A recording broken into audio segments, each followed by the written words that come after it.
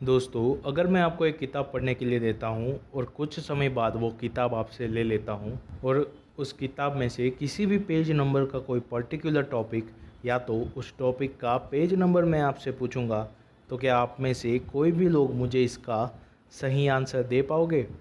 तो आप में से 90% लोग का आंसर एक ही होगा कि सर ये इम्पॉसिबल है।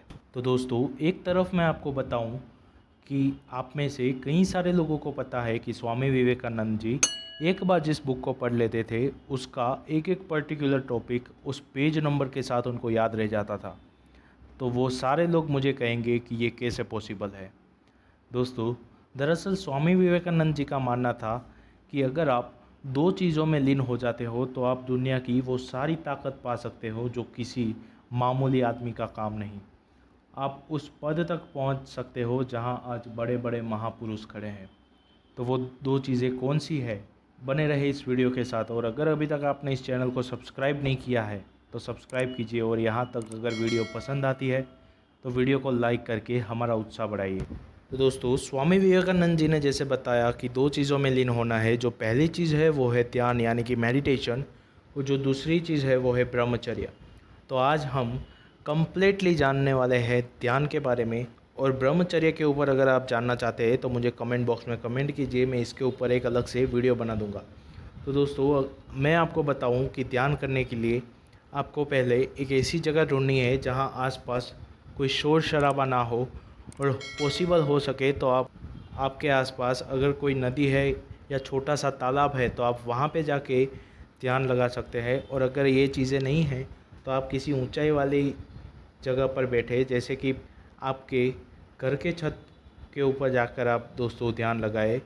एक बात आपको ध्यान रखनी है कि आप जहाँ भी ध्यान लगाते हो उसके आसपास का वातावरण एकदम खुला होना चाहिए, कहीं भी दीवार या कुछ भी नहीं आना चाहिए, क्योंकि शास्त्रों के हिसाब से अगर आप खुली जगह में ध्यान लगाते हो तो आपकी मनस्थिति बहुत ही मजबूत हो जाती है। तो वीडियो में आगे बढ़ते हुए मैं आपको पहले बता देता हूँ कि ध्यान लगाने के लिए आपको अपनी 5 इंद्रियों को काबू में करना है। दोस्तों, वो 5 इंद्रियाँ कौन सी है? पहली है आँख, दूसरी नाक, तीसरी कान, चौथी मुंह और पांचवी है त्वचा। हाँ, क्या बोला? आँख, नाक, कान, मुंह, त्वचा। अगर आप इस 5 इंद्रियों को काबू में कर लेते हो तो समझ लो कि आप ध्यान लगाने में सफल हो गए। अब मैं आपको बताता हूँ कि ध्यान की मुद्रा में आपको कैसे करना है। पहले तो जैसे बताया कि आपको एक खुली जगह में जाके बैठ जाना है और ध्यान की मुद्रा में बैठना है, जैसे कि इस वीडियो में दिखाया जा रहा है। फिर आपको अपनी आंखें बंद कर लेनी है और धीरे से हल्की सी सांस लेके आपको थोड़ी देर 1-2 सेकंड अंदर रोकनी है, फिर हल्के से उसको बाहर निकालना है। वापस उसे पुनः दोहराना है। आपको हल्की सी सांस लेनी है और उसे बाहर छोड़नी है। सांस लेते वक्त दोस्तों ध्यान रखें कि आपका जो ध्यान है वो आपके सांसों के ऊपर रहे। जब आप हल्की सी सांस अंदर लेते हो तो आपका ध्यान सांस में होना चाहिए। अभी जैसे मैंने बताया कि आँख, नाक, कान, मुँह, त्वचा, इसका मतलब क्या है? जब आप ध्यान लगाते हो तब आपको कुछ भी नहीं देखना है, कुछ भी नहीं सुनना है, कुछ भी नहीं बोलना है।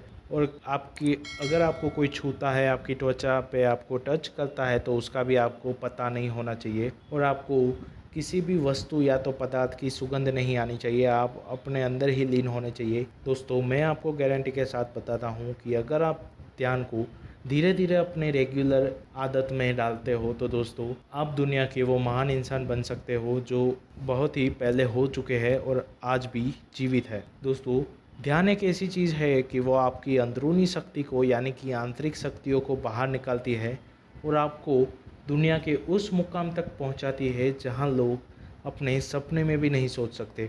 मैं इसकी पूरी जानकारी एक वीडियो में डिटेल नहीं कर सकता। दोस्तों, अगर आपको ध्यान करने का फ़ायदा, उसके बेनिफिट जानने हैं तो मुझे कमेंट बॉक्स में कमेंट कीजिए। इसके ऊपर भी मैं पूरी डिटेल वीडियो बना दूंगा। अब दोस्तों, मैं आपको दूसरी चीज़ बताता हूँ कि जब आप ध्यान लगाते हो और जब आपकी आंखें बंद होती है तब आपके मन में कई प्रकार के विचार या तो सपने आते हैं, जैसे आपकी फ्यूचर के हो गए, भूतकाल में बनी कोई घटना हो गई, आपके माता पिता, भाई, फ्रेंड, सबके विचार आपको अपने मन में आएंगे, लेकिन उसको आपको अवॉइड करना है।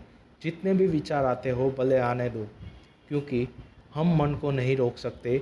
मन तो भटकता ही रहता है, लेकिन आपको ध्यान अपनी सांसों पर लगाना है। धीरे धीरे इसको अगर आप प्रैक्टिस में डालते रहेंगे, रोज़ इसकी थोड़ी प्रैक्टिस करेंगे, रोज़ करेंगे, इतना भी एज अ पॉसिबल हो सके आप उसको टाइम दीजिए। धीरे धीरे आपकी प्रैक्टिस में आता जाएगा, वैसे ही आपकी सारी इंद्रियां आपके काबू में आ जाएगी। और जिस दिन सारी इंद्रियां आपके काबू में आ गई दोस्तों, समझिए आप दुनिया के उस महान इंसान की गणना में आ गए जो एक बहुत ही बड़े लेवल पर है। तो आशा करता हूँ कि आज की ये वीडियो आपको पसंद आई है, और अगर पसंद आई है तो वीडियो को लाइक करके हमारा उत्साह बढ़ाएं। और जो लोग पहली बार इस चैनल पर आए हैं, चैनल को सब्सक्राइब करके बेल नोटिफिकेशन को भी ऑन कर दीजिए। मिलते हैं ऐसी ही नेक्स्ट वीडियो के साथ, तब तक के लिए जय हिंद, जय भारत।